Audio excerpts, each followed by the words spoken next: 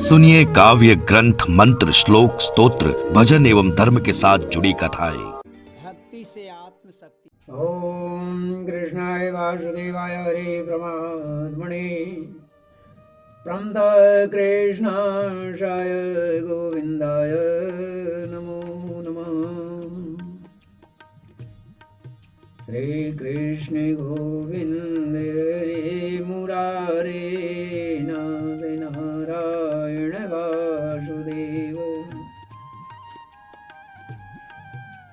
भक्तिं प्रवतां त्वयि मे प्रसंगो भूयादनन्तमताममलाशयानम् येनाञ्जसोल्वन्मुरुभ्यषणं भवाब्धिं नेसे भवद गुण कथा मृत्यपान मत्त। अनंत परमात्मन, मुझे तो आप उन विशुद्ध हृदय महात्मा भक्तों का संग दीजिए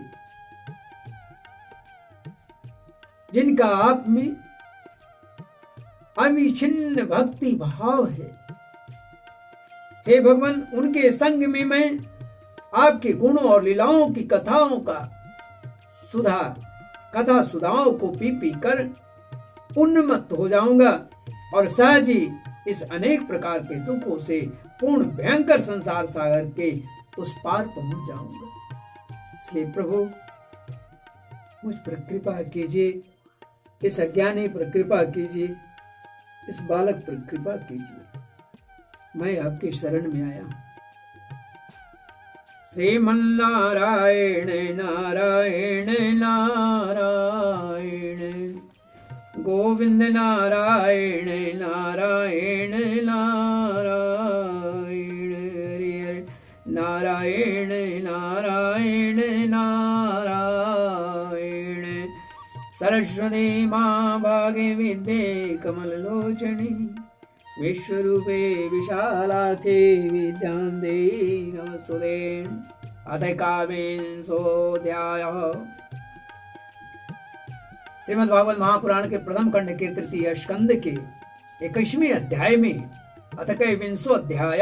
विंशोध्याय में कंदर्व जी की तपस्या और भगवान का वरदान, यह शीर्षक है।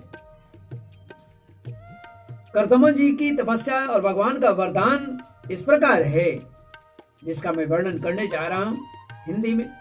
विदुर जी कहते हैं कि स्वयंभुवस्य च मनोर्वशं परं सम्मतः कथयतां भगवन् यत्र मैथुनेन धीरे प्रजा। प्रियव्रतोत्तान पादौ सुतौ स्वयंभुवस्य वै यथा धर्मं जुगुपतु सप्तदीपवती मयि। विदुर जी ने पूछा कि भगवान स्वयंभुव मनु का वंश बड़ा ही आदरणीय है, आदरणीय माना गया है और उसमें मैथुन धर्म के द्वारा प्रजा की वृद्धि हुई थी। अब आप मुझे उसी की कथा सुनाइए। ब्राह्मण, आपने कहा था कि स्वयंभू मनु के पुत्र प्रियव्रत और उत्तानपाद ने 7 दीपों वाली पृथ्वी का धर्म पूर्वक पालन किया था तथा उनकी पुत्री जो देवहूति नाम से विख्यात थी, वह कर्दमा प्रजापति को ब्याह दी गई। तस्यां स वै महायोगे योक्तायां योग लक्षणे सहसर्ज कथिता वीर्यं तन्मे शुश्रूषवे वद। देवहूति योग के लक्षण यमादि से संपन्न थी। उसे महायोगी कर्दमा जी ने कितनी संतानें उत्पन्न की और वह सब प्रसंग आप मुझे सुनाई। मुझे उनकी सुनने की बड़ी इच्छा है। उन कथाओं को सुनने की बड़ी इच्छा है। इसी प्रकार भगवान रुचि और ब्रह्मा जी के पुत्र दक्ष प्रजापति ने भी मनु जी की कन्याओं का पानी ग्रहण करके उनसे किस प्रकार और क्या क्या संतान उत्पन्न की, यह सब चरित्र भी मुझे सुनाइए। तो मैत्रेय जी कहते हैं कि विदुर जी, जब ब्रह्मा जी ने भगवान कर्दमा को आज्ञा दी कि तुम संतान की उत्पत्ति करो, तुम संतान की उत्पत्ति करो, और उन्होंने 10,000 वर्ष तक सरस्वती नदी के तीर पर तपस्या भी किया। ब्रह्मा जी की आदेश हुई कि तुम संतान उत्पन्न करो। तब एक कर्दम मुनि जो है, ये एक 2-4-5 साल की बात नहीं है, 10,000 वर्ष तक इन्होंने सरस्वती नदी के किनारे तपस्या किया। वे एकाग्र चित्त से प्रेम पूर्वक पूजनोपचार द्वारा, पूजन के जो उपचार होता है उसके द्वारा शरणागत वरदायक श्री हरि की आराधना में लगी रही। तब सज्जु के आरंभ में कमल नयन भगवान श्री हरि ने उनकी तपस्या से प्रसन्न होकर के उन्हें अपने शब्द ब्रह्ममय रूप स्वरूप से मूर्तिमान होकर उन्होंने दर्शन दिया। भगवान की यह भव्य मूर्ति कैसा था? सूरज के समान था, तेजोमय था। वे गले में श्वेत कमल और कुमुद फूलों की माला धारण किए हुए थे। मुख कमल नीली और चिकनी अलकावली से सुशोभित थे। वे निर्मल वस्त्र धारण किए हुए थे। और क्या था? किरीटिनं कुंडलिनीं शंख चक्र गदाधरम् श्वेतोत्पल क्रीडनकम्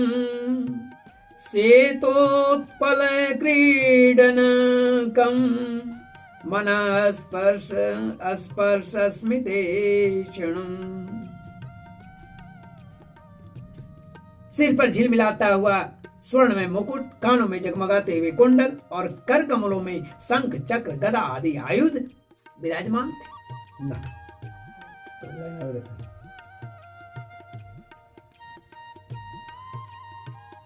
विन्यस्त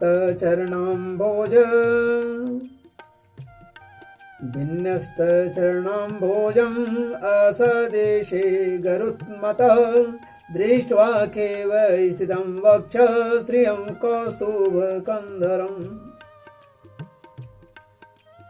उनके चरण कमल गरुड़ जी के कंधों पर विराजमान थे तथा वक्षस्थल में श्री लक्ष्मी जी और कंठ में कौस्तुभ मणि सुशोभित थी।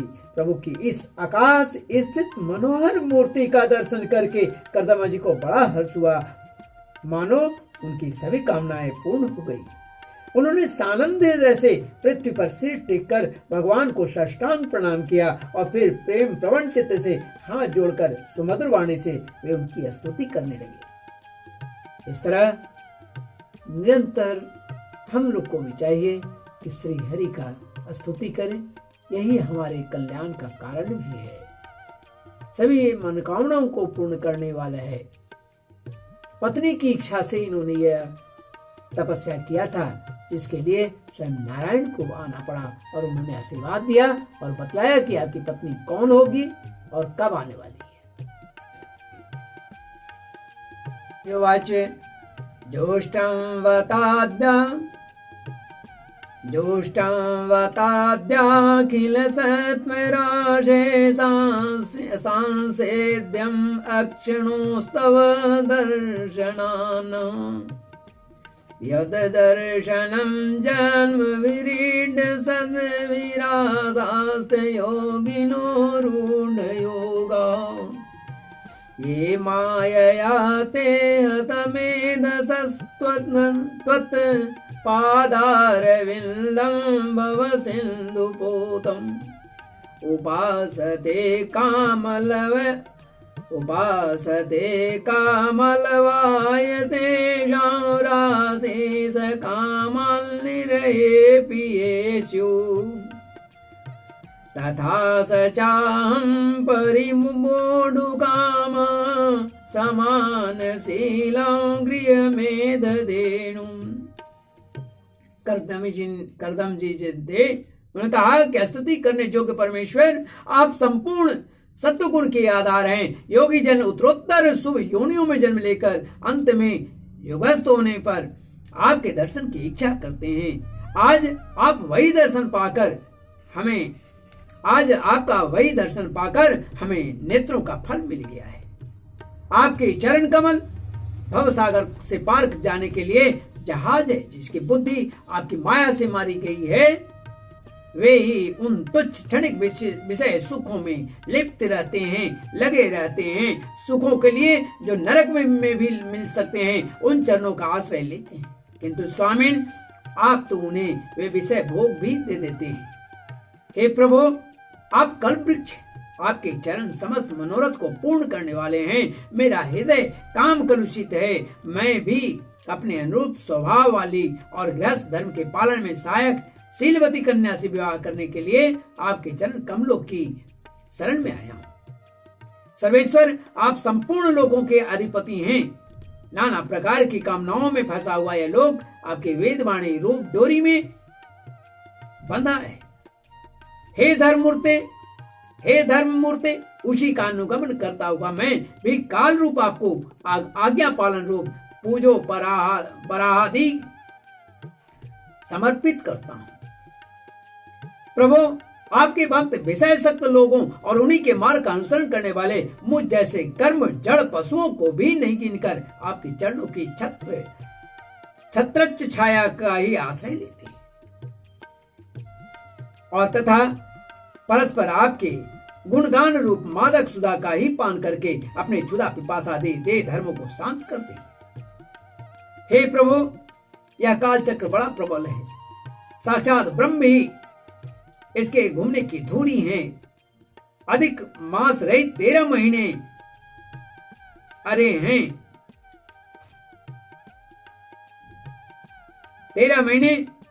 हैं 360 दिन जोड़ है। 6 ऋतुएं नेमी है, यानी हाल है और अनंत क्षण पल जो है आदि इसमें पत्राकार धाराएं तथा 3 चातुर्मास से इसके आधारभूत हैं। आधारभूत कौन सा? नाभि है। यह अत्यंत वेगवान संवत्सर रूप काल चक्र चराचर जगत की आयु का छेदन करता हुआ घूमता रहता है, किंतु आपके भक्तों की आयु का ह्रास नहीं कर सकता। बहुत मुश्किल है। एक स्वयं स जगत ससृजया द्वितीयात्मनंदी योग मायया सृजस्य दपासि पुनर्गसिष्यसे यतोर्न नाविर्भगवन् स्वशक्तिभिः।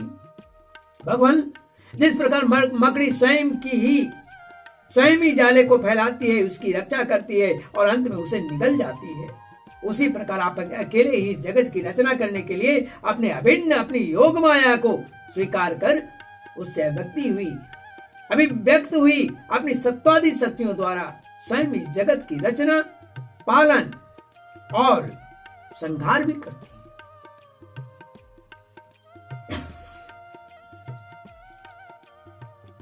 प्रभु, इस समय आपने हमें अपनी तुलसी माला मंडित माया से परिचिन्न सी दिखाई देने वाली सगुण मूर्ति से दर्शन दिया है। आप हम भक्तों को जो शब्दादि विषय सुख प्रदान करते हैं, वे माइक होने के कारण माया से माइक हो गया है। होने के कारण यद्यपि आपको पसंद नहीं है, तथापि परिणाम में हमारा शुभ करने के लिए वे हमें प्राप्त हो।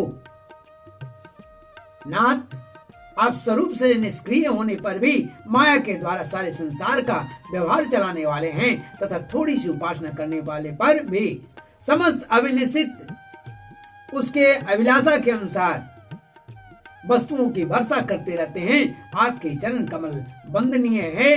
इसलिए हे भगवान, मैं आपको बारंबार नमस्कार करता हूँ प्रणाम करता हूँ। मैत्री जी कहते हैं कि भगवान की भाव में प्रणय मुस्कान भरी चितवन से चंचल हो रही थी। वे गणुर जी के कंधे पर विराजमान थे और जब कर्दमा जी ने इस प्रकार निष्कपट भाव से उनकी स्तुति की तब वे उनसे अमृतमयी वाणी से कहने लगे। भगवान ने कहा, श्री भगवान वाच विदित्वा तव चत्तेम्मे विदित्वा तव चत्तेम्मे पूरेव समयोजितत् यदर्थमात्मनियमेस्त्वयेवाहं समर्चितः।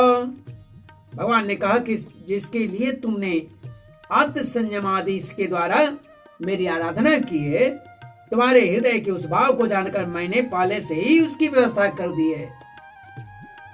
हे प्रजापति, मेरी आराधना तो कभी भी निष्फल नहीं होती, फिर भी कभी भी निष्फल नहीं होती। हे प्रजापति, मेरी आराधना तो कभी भी निष्फल नहीं होती, फिर जिनका चित्त निरंतर एकांत रूप से मुझ में ही लगा रहता है, उन तुम जैसे महात्माओं के द्वारा की हुई उपासना का तो और भी अधिक फल होता है। प्रसिद्ध यशस्वी सम्राट स्वयं मनु ब्रह्मावर्त में रहकर 7 समुद्र वाली सारी पृथ्वी का शासन करते हैं। विप्रवर, वे परम धर्मज्ञ महाराज महारानी शत्रुपा के साथ तुमसे मिलने के लिए परसों यहाँ आएंगे। उनके एक रूप यौवनशील और गुणों से संपन्न श्यामलोचनाम कन्या इस समय विवाह के योग्य है। प्रजापति, तुम सर्वथा उसके योग्य हो, इसलिए वे तुम्ही को वह कन्या अर्पण करेगी। ब्राह्मण, गत अनेकों वर्षों से तुम्हारा चित्त जैसी भार्या के लिए समाहित रहा है, अब शीघ्र ही राजकन्या तुम्हारी वैसी ही पत्नी होकर यथेष्ट सेवा करेगी। वह तुम्हारी वीर अपने घर में धारण कर उससे 9 कन्याएं उत्पन्न करेगी और फिर तुम्हारी उन कन्याओं से लोक रीति के अनुसार मरीचि आदि ऋषिगण तुम्हारे पुत्र उत्पन्न होंगे। तुम भी मेरी आज्ञा का अच्छी तरह पालन करने से शुद्ध चित्त हो, फिर अपने सब कर्मों का फल मुझे अर्पण कर मुझको ही प्राप्त हो जाओगे। जीवों पर दया करते हुए तुम आत्मज्ञान प्राप्त करोगे और फिर सबको अभय दान दे अपने सहित संपूर्ण जगत को मुझ में और मुझको अपने में स्थित देखोगे। हे महामुने, मैं भी अपने अंश कला रूप से तुम्हारे वीर द्वारा तुम्हारी पत्नी देवहूति के घर में अवतीर्ण होकर सांख्य शास्त्र की रचना करूंगा। मैत्री जी कहते हैं कि विदुर जी कर्दमा ऋषि से इस प्रकार संभाषण करके इंद्रियों के अंतर्मुख होने पर प्रकट होने वाले श्री हरि सरस्वती नदी से घिरे हुए बिंदुसर तीर्थ जहाँ कर्दम मुनि ऋषि तपस्या कर रहे थे उसको बिंदुसर तीर्थ कहते हैं, अपने लोक को चले गए। भगवान के सिद्ध मार्ग यानी वैकुंठ मार्ग की सभी सिद्धेश्वर प्रशंसा करते हैं। वे कर्दम जी के देखते देखते अपने लोकों को सिधार गए। उस समय गणुर जी के पक्षों से यानी पंख से जो शाम की आधारभूत ऋचाएं निकल रही थी उन्हें वे सुनते जाते थे। विदुर जी श्री हरि के चले जाने पर भगवान कर्दमा उनके बताए हुए समय की प्रतीक्षा करते हुए बिंदु सरोवर पर ही ठहरे रहे। वीरवर, इधर मनु जी भी महारानी शत्रुपा के साथ स्वर्ण जटित रथ पर सवार होकर तथा उस पर अपनी कन्या को भी बिठाकर पृथ्वी पर विचरते हुए जो दिन भगवान ने बताया था उसी दिन शांति पारायण महर्षि कर्दमा के उस आश्रम पर पहुंचे। सरस्वती के जल से भरा हुआ यह बिंदु सरोवर वह स्थान है जहाँ अपने शरणागत भक्त कर्दमा के प्रति उत्पन्न हुई अत्यंत करुणा के वंशीभूत होकर भगवान के नेत्रों से आंसू की बूंदें गिरी थी। यह तीर्थ बड़ा ही पवित्र है। इसका जल कल्याणमय और अमृत के समान मधुर है तथा महर्षिगण सदा इसका सेवन करते हैं। उस समय बिंदु सरोवर पवित्र वृक्ष लताओं से घिरा हुआ था जिसमें तरह तरह की बोली बोलने वाले पवित्र मृग और पक्षी रहते हैं। वह स्थान सभी ऋतुओं के फल और फूलों से संपन्न था। सुंदर वर्ण श्रेणी भी उनकी शोभा बढ़ाते थे। वहां झुंड के झुंड मतवाले पक्षी चहक रहे थे। मतवाले भौरे मंडरा रहे थे। उन्मत्त मयूर अपने पिच यानी पूंछ को फैला फैला कर नटकी की भांति नृत्य करते थे और मतवाले कोकिल कू कू करके मानो एक दूसरे को बुला रहे थे। वह आश्रम करम चंपक अशोक करंज बकुल असन कुंद मदार कुटज और नए नए आम के वृक्षों से अलंकृत था। वहां जल काग बत्तख आदि जल पर तैरने वाले पक्षियां जो होती है, हंस कूरर जल मुर्ग सारा चकवा और चकोर मधुर स्वर से कलरव कर रहे थे। हरिण सुअर स्याही नीलगाय हाथी लंगूर सिंह बानर नेवले और कस्तूरी मृग आदि पशुओं भी वह आश्रम पशुओं से भी वह आश्रम घिरा हुआ था, लेकिन कोई में शत्रुता नहीं। आदिराज महाराज मनु ने उस उत्तम तीर्थ में कन्या के सहित पहुंचकर देखा कि मुनिवर कर्दमा अग्निहोत्र से निवृत्त होकर बैठे हुए हैं। बहुत दिनों तक उग्र तपस्या करने के कारण वे शरीर से बड़े तेजस्वी दिख रहे थे तथा भगवान की स्नेह पूर्ण चितवन के दर्शन और उनके उच्चारण किए हुए कर्णामृत स्वर सुमधुर वचनों को सुनने से इतने दिनों तक तपस्या करने पर भी वे वैसे दुर्बल नहीं जान पड़ते थे। उनका शरीर लंबा था, नेत्र कमल दल के समान विशाल और मनोहर थे। सिर पर जटाएं सुशोभित थी और कमर में चीर वस्त्र थे। वे निकट से देखने पर बिना सान पर चढ़ी हुई मूल्य मणि के समान मलिन जान पड़ते थे, यानी जंग लगा। महाराज स्वयं मनु को अपनी कुटी में आकर प्रणाम करते देख उन्होंने उन्हें आशीर्वाद से प्रसन्न किया और यथोचित आतिथ्य की रीति से उनका स्वागत सत्कार की। जब मनु जी की उनकी पूजा ग्रहण कर स्वस्थ चित्त से आसन पर जब बैठ गए, तब मुनिवर कर्दमा ने भगवान की आज्ञा का स्मरण कर उन्हें मधुर वाणी से प्रसन्न करते हुए कहा, इस प्रकार कहा कि देव, आप भगवान विष्णु की पालन शक्ति रूप हैं, इसीलिए आपका घूमना फिरना निसंदेह सज्जनों की रक्षा और दुष्टों के संहार के लिए ही होता है। आप साक्षात विशुद्ध विष्णु स्वरूप हैं तथा भिन्न भिन्न कार्यों के लिए सूर्य, चंद्र, अग्नि, इंद्र, वायु, यम, धर्म और वरुण आदि रूप धारण करते हैं। आपको मेरा नमस्कार है। न यदा रथमास्थाय जैत्रं मणिगणार्पितं विस्फुर्ज चण्डको दण्डो रथेन त्रासयन्नघान।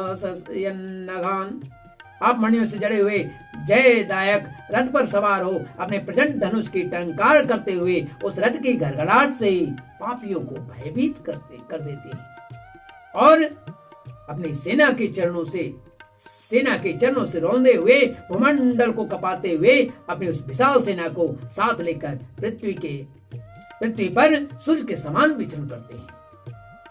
यदि आप ऐसा न करें तो चोर डाकू भगवान की बनाई हुई वर्णाश्रम धर्म की मर्यादा को तत्काल नष्ट कर देंगे या कर दें तथा विषय लोलुप निरंकुश मानव द्वारा सर्वत्र अधर्म फैल जाएगा। यदि आप संसार की ओर से निश्चिंत हो जाएं तो यह लोक दुराचारियों के पंजे में पड़कर नष्ट हो जाएंगे।